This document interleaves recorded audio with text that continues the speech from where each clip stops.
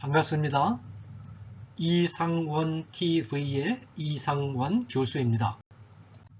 목회자와 성도의 고민, 교회 운영 어떻게 할까요? 중에서 예배당 이전 문제를 다루어 보도록 하겠습니다. 다음과 같은 질문이 제기되었습니다. 성도 300명 규모의 교회 담임 목사입니다. 상가 건물을 임대해서 사용하고 있는데 상가 재건축으로 교회를 이전하게 되었습니다. 부득이하게 현재 위치에서 멀리 떨어진 지역의 한 상가에 입주하려고 합니다. 그런데 주변 교회들이 입주를 반대합니다. 이럴 때는 어떻게 해야 할까요?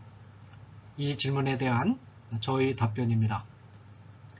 교회의 예배처소 이동은 교인들의 교회 생활 과정뿐만 아니라 심리적인 측면에서도 중대한 변화를 초래하는 계기 가운데 하나입니다.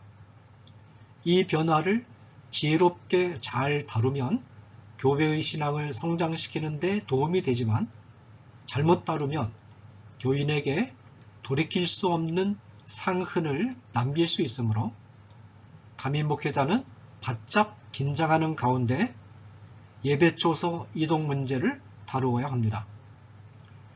예배처소를 이동하는 경우도 여러 가지 상황을 고려해 볼 수 있고 각각의 상황마다 교인에게 찾아오는 변화의 양상이 다를 수가 있습니다.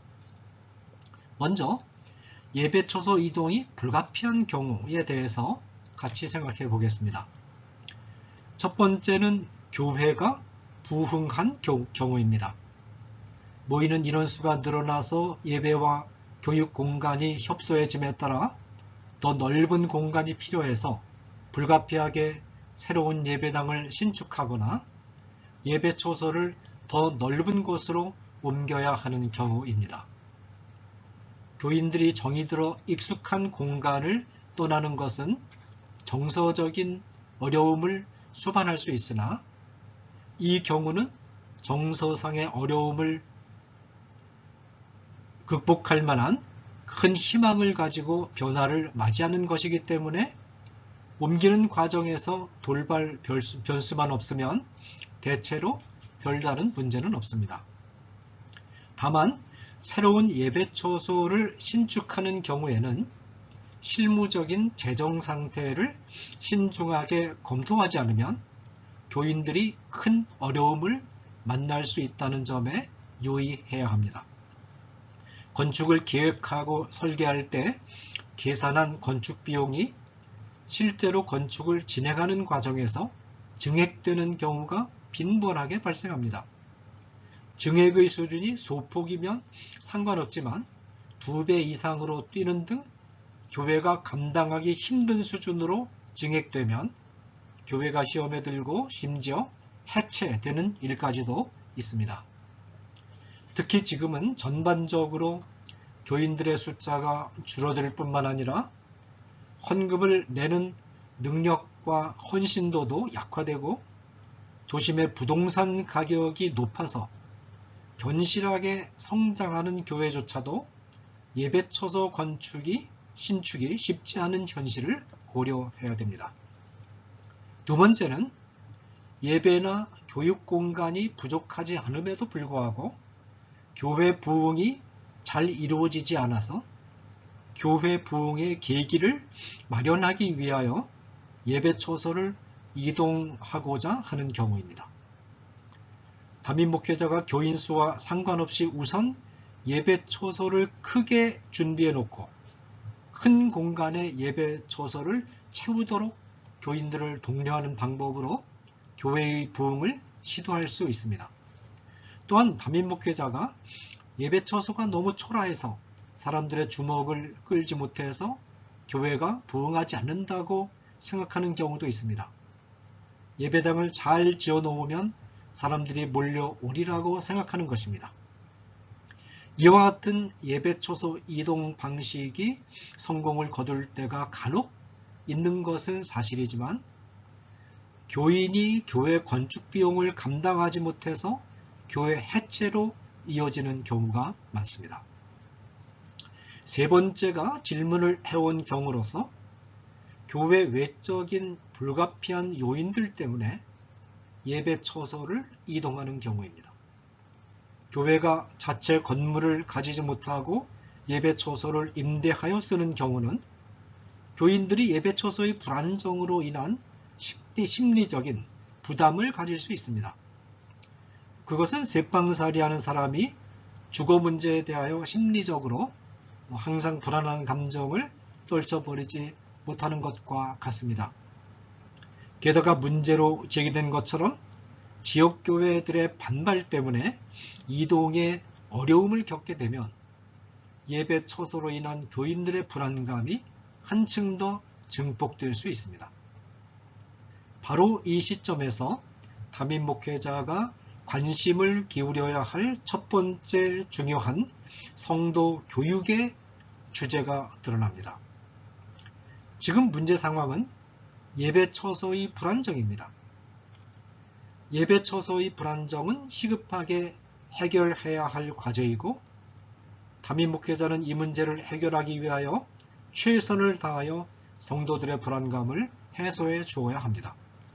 그런데 여기서 우리는 인간의 바른 삶의 원리를 담고 있는 격언 하나에 주목하지 않을 수 없습니다.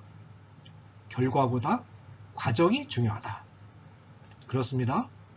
좋은 결과를 얻는 일에 너무나 몰두한 나머지 과정을 소홀히 여기는 것은 기독교인의 바른 자세가 아닙니다. 어떤 일을 진행할 때 과정의 의미를 좋은 결과를 얻는 데만 집중시키고 과정 그 자체의 의미를 놓치는 것은 매우 어리석은 일입니다. 사실 이 세상이 끝나는 날까지 진정한 의미에서 완전한 결과는 얻을 수 없습니다. 과정 하나하나를 결과를 위한 디딤돌로만 생각해서는 안 되고 과정 그 자체로부터 의미를 찾아야 합니다. 그렇지 않으면 인생 전체가 무의미해질 수 있습니다. 따라서 담임 목회자는 예배 처소가 불안정한 상태에서 교회 생활을 해야 하는 상황, 특별히 새로운 예배 처소를 마련하는 일이 어려운 가운데 교회 생활을 해야 하는 불안정한 시간도 그 안에 하나님의 선하신 뜻과 목적이 있음을 교인들이 인식할 수 있도록 지도해야 됩니다. 이 기간이 몇 달이 될 수도 있고 몇 년이 될 수도 있으나 이 기간 그 자체가 이미 하나님이 허락하셨기 때문에 주어진 시간이며 신자의 영적인 유익을 위한 하나님의 선하신 뜻이 담겨있는 의미 있는 시간이기 때문입니다. 자, 두 번째로 역사에 나타난 교회 이전 과정을 한번 살펴보겠습니다. 그러면 예배 처소가 안정되지 않아서 이동해야 하는 시간은 어떤 영적인 가르침을 줄까요? 놀랍게도 예배 처소가 어느 한 곳에 안정되어 있지 않고 계속 이동해야 하는 상황이 바로 교회의 핵심적인 본질, 나아가서는 하나님 나라의 핵심적인 본질을 정확하게 가르쳐 줍니다. 하나님의 나라는 지역적으로 어느 한 장소에 머무르지 않고 믿음을 가진 사람들을 따라서 끊임없이 이동하는 속성을 가지고 있습니다. 그러므로 장소나 건물이 아니라 사람이 교회다라는 개혁교회의 중요한 교회 원리가 나오는 것입니다. 그 증거는 성경에서나 교회사에서 풍부하게 발견됩니다. 구약시대의 교회를 성막시대와 성전시대로 나눌 수 있습니다. 성막이나 성전은 모두 하나님의 임재의 상징이며 성막과 성전이 있는 곳은 교회가 있다는 뜻입니다. 그런데 성막과 성전은 매우 중요한 점에서 차이가 있습니다. 성막은 하나님의 직접적인 지시에 의해서 제작됐습니다. 하나님은 성막의 크기와 구조, 그 안에 들어있어야 될 각종 기물들, 성막의 색상과 재료 등까지 아주 세밀하게 말씀하시고 말씀한 그대로 성막을 세우라고 명령하셨습니다. 이것은 무엇을 의미할까요? 성막이 하나님의 임재, 교회, 하나님 나라의 본질을 하나님이 원하시는 대로 잘 보여준다는 것입니다. 그러나 성전은 어떻습니까? 하나님은 성전을 지으라는 명령을 하신 일이 없습니다. 다윗이 성전을 짓겠다고 했을 때 하나님은 당신이 성전을 지으라는 요구를 한 일이 없음을 분명히 말씀하셨고, 사무엘하 7장 5절 7절에 다윗이 성전 짓는 것을 허락하지 않으시고 솔로몬 때로 미루셨습니다. 이것은 무엇을 의미합니까? 성전은 성막만큼 훌륭하게 하나님의 임재, 교회, 하나님 나라의 특성을 보여줄 수 없기 때문입니다. 이스라엘은 성전을 짓기 시작한 것이 계기가 되어서 결국 멸망하게 됩니다. 이처럼 하나님이 성막을 중요시한 이유는 성막의 이동성 때문입니다. 이스라엘 백성이 광야를 여행할 때 성막은 이스라엘 백성의 이동 경로를 따라서 항상 이동했습니다.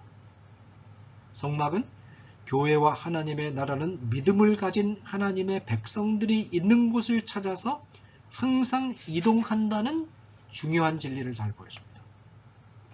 그러나 성전은 어느 특정 지역에 고정될 수밖에 없는데, 이 같은 고정성은 교회와 하나님 나라에 대한 중대한 오해를 불러일으킵니다.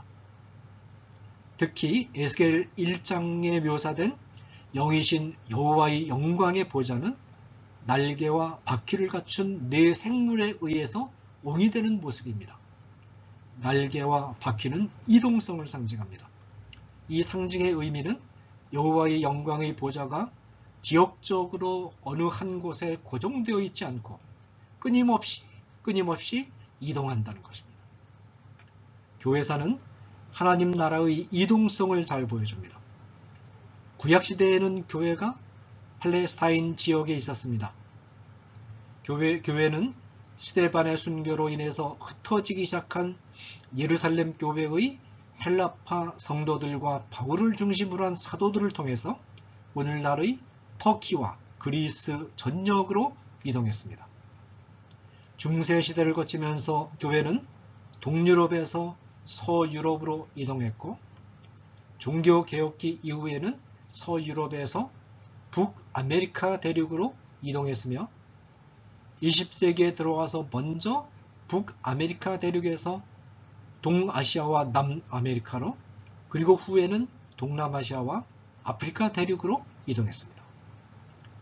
교회와 하나님의 나라는 어느 한 장소에 머무르지 않고 예수님에 대한 진정한 믿음을 가진 사람들을 찾아서 끊임없이 이동합니다.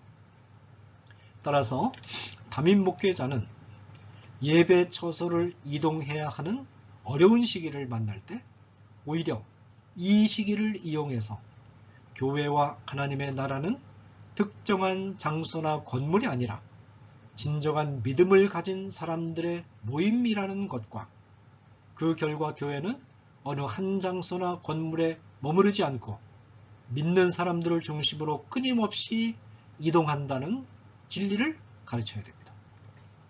자, 그 다음에 지역교회가 반대하는 것으로의 교회 이전 문제를 같이 생각해 보겠습니다. 다음으로 관심을 기울여야 할 문제는 지역교회들이 심하게 반대하는 곳으로 예배처소를 이동해야 되는가 하는 것입니다. 그동안 개신교 교단들에서는 어느 한 지역에 교회를 설립할 때 그 지역에 교회가 설립되어 있으면 그 교회로부터 일정한 거리 안에는 새로운 교회를 설립하지 못하도록 권고를 해왔습니다. 불필요한 경쟁을 완화하기 위해서입니다. 그러나 이제는 교통통신수단이 워낙 발달해서 이런 구획의 의미가 약화되었습니다. 이동거리 때문에 출석하기 어려운 예배처소도 이제는 자동차를 이용해서 쉽게 갈 수 있고, 인터넷을 통해서 전국뿐만 아니라 전 세계 교회의 다양한 설교를 자유롭게 접할 수 있는 환경으로 바뀌었습니다. 게다가 신도시의 경우에는 종교 부지를 한 곳에 몰아서 지정해 주기 때문에 어느 한 주거지역에 교회를 세우려면 여러 교회가 특정한 장소에 함께 예배 처소를 지어야 하는 형편인 경우도 있습니다. 지금은 물리적인 거리보다도 마음의 거리가 더 중요한 시기가 되었습니다.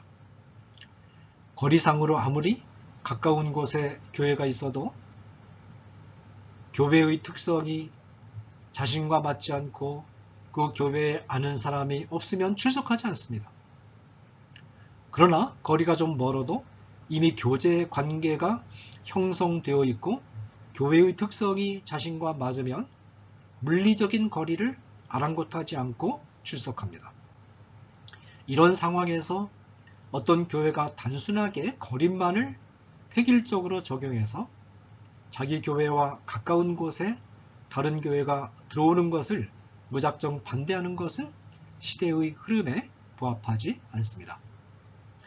그런데 현재 문제가 되는 교회의 경우는 이동에 있어서 상대방 교회들을 배려하지 않을 수 없는 상황으로 판단됩니다. 한국교회 현실에서 상가를 이용하여 설립된 교회 대부분은 교인수 50명 내외의 작은 규모 교회들입니다.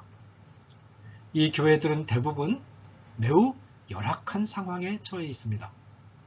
이 교회들은 예배 처소도 협소하고 재정 형편이 열악해서 여러 교역자를 둘 수 없어서 한 사람의 목회자가 모든 성인 예배와 조직을 다 총괄해야 할 뿐만 아니라 어린이부, 중고등부, 대학 청년부 등을 비롯한 모든 교육부서를 혼자 돌봐야 하는 경우가 대부분입니다. 이에 비해서 교인 수가 300명 정도 되는 교회라면 비록 상가 건물을 임대해서 예배 처소로 사용한다 해도 이미 여러 명의 교육자를 두고 교회 조직이나 교육 부서들도 비교적 세분화하여 잘 운영되어 있는 교회입니다. 만일 이 정도의 규모를 가진 교회가 바로 한 아파트 단지에 들어와서 적극적으로 전도 활동을 하면 그 지역에 있는 열악한 규모의 작은 상가 교회들이 존립의 위협을 느끼는 것은 당연합니다. 자, 그러면 이번에는 불가피한 예배 처소 이전 시 고려해야 될 상황에 대해서 생각해 보겠습니다. 300명 정도 되는 규모의 교회가 불가피한 필요에 의해서 이미 교회가 설립되어 있는 지역으로 예배 처소를 옮긴다 하더라도 옮기는 행위 그 자체가 잘못되었다고 단정할 수는 없습니다. 그러나 이 교회가 약한 교회를 신중하게 배려해서 약한 교회가 있는 지역으로 예배 처소를 옮기는 일을 제고하고 이에 따른 예배 처소 이동의 어려움을 감내하는 것이 훨씬 더 성숙한 태도라고 판단됩니다. 이런 태도를 취하는 것이 더 바람직한 이유를 몇 가지 생각해 보겠습니다.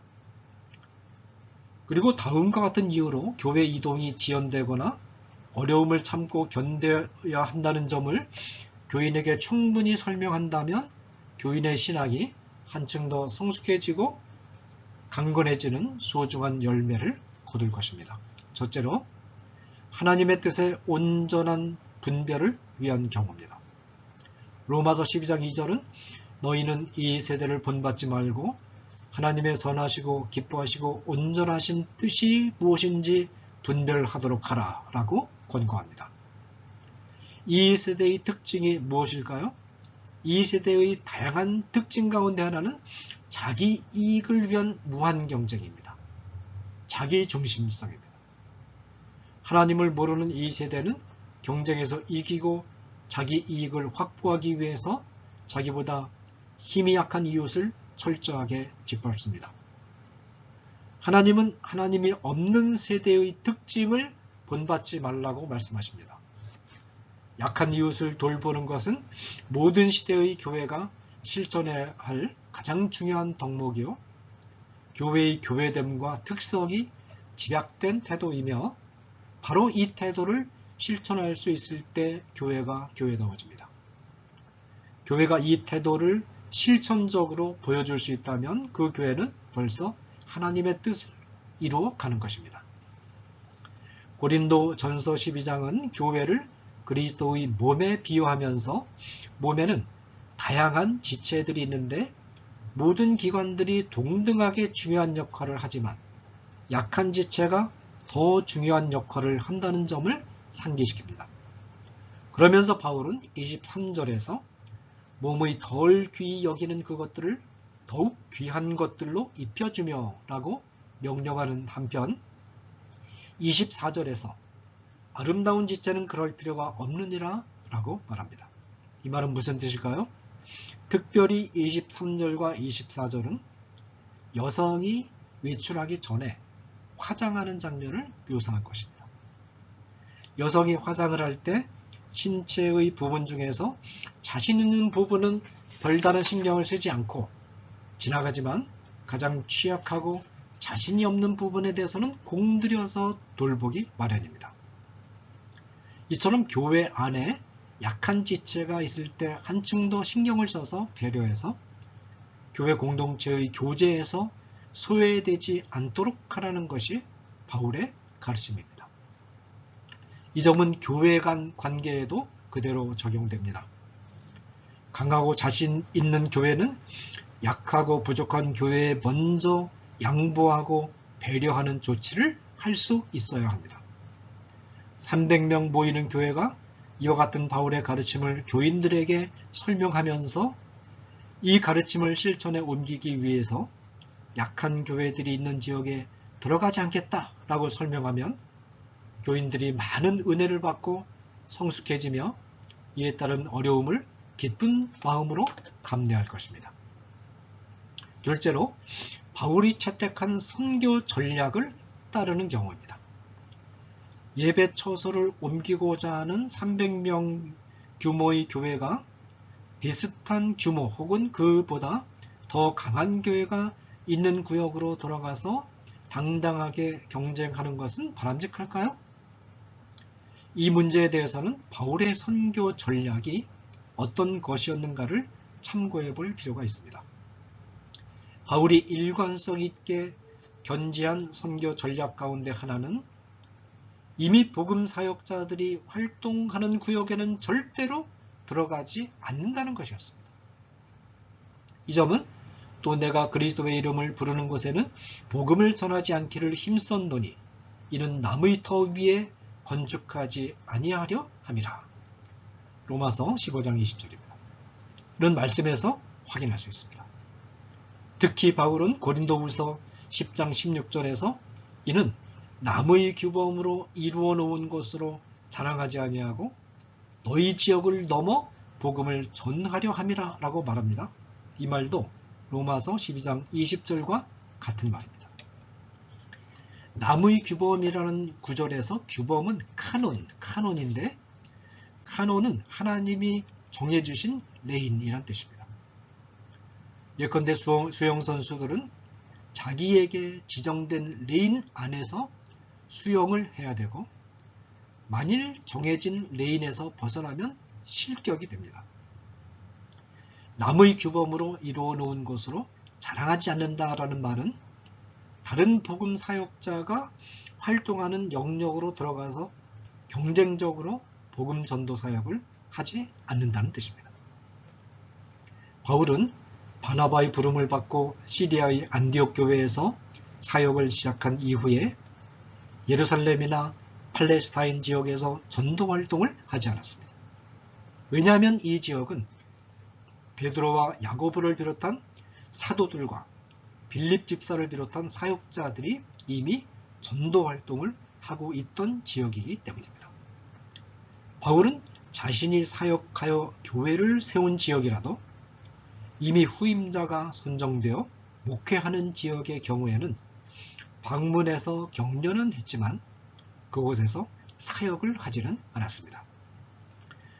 바울은 다른 사역자들이 사역하고 있다는 사실을 확인한 지역을 피해서 아직 누구도 들어가서 복음을 전한 일이 없는 서바나, 스페인 지역으로 가려고 노력하고 있었습니다.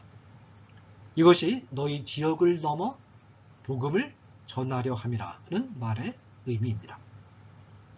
이와 같은 바울의 선교 전략을 고려할 때 이동을 해야 하는 위기에 몰린 300명 교회는 조금 힘들더라도 이곳에 먼저 들어와서 전도 활동을 하고 있던 교회들의 입장을 배려해서 예배 초소를 그것으로 옮기지 않는 것이 바람직하다고 판단이 됩니다. 역시 이와 같은 성경의 가르침을 교인들에게 충분히 설명해서 교회의 반대가 심한 지역으로 들어가지 않아야 하는 이유를 분명히 설명한다면 교인들의 안목이 한층 더 넓어지고 성숙해지며 이에 따른 어려움을 기꺼이 감내할 것입니다. 물론 바울 당시의 상황과 우리의 상황이 많이 다르기 때문에 이미 교회가 설립된 지역으로 이동하는 것에 대해서 그곳에 이미 정착한 교회들이 반대하지 않는다면 옮기는 일을 결행해도 되리라고 봅니다. 그러나 반대가 매우 뚜렷하다면 그것으로 옮기는 일을 자제하는 것이 바람직한 선택이라고 봅니다. 우리는 하나님의 절대 주권을 신뢰하는 사람들입니다. 하나님의 절대 주권에 대한 믿음은 바로 이 경우에도 적용되어야 합니다. 만일 예배 처소를 옮겨야 하는 300명 교회가 교회의 이동에 따르는 어려움을 교회의 본질을 더 실감나게 배우는 기회로 적극 활용하면서 어려움을 인내하고 약한 교회들을 배려하며 이미 전도 활동을 하는 지역을 가능한 한 피하려고 노력한다면 하나님은 이와 같은 노력을 가상히 여기시고 매우 기뻐하실 것입니다. 또 불가능이 없으신 하나님의 놀랍고 기적적인 능력으로 교회가 예상조차 하지 못했던 아름답고 축복된 예배 초소를 뜻밖의 선물로 주실 수도 있을 것입니다. 감사합니다.